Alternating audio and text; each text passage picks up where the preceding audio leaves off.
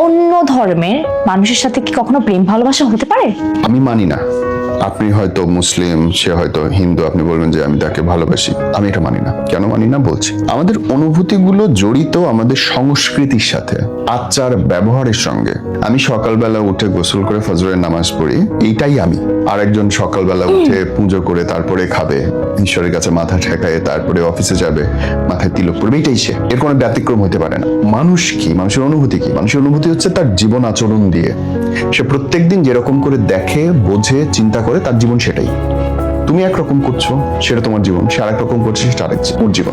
কিন্তু তুমি তোমার অনুভূতি যদি ওর কাছে চাও, ভিন্ন ধর্মী একটা মানুষের কাছে চাও, তাহলে তুমি যেটা পাবা শাব্দিক সুখ পাবা। সে হয়তো তোমার সাথে কথা বলবে, তোমার একাকিত্বের সময় কাছে থাকবে, এবং তোমার মনে হবে যে এই মানুষটাই তোমার দুনিয়া, কিন্তু আসলে তা না। কারণ ওর দুনিয়ার স্ট্রাকচার আলাদা। নৌকা এবং বাইক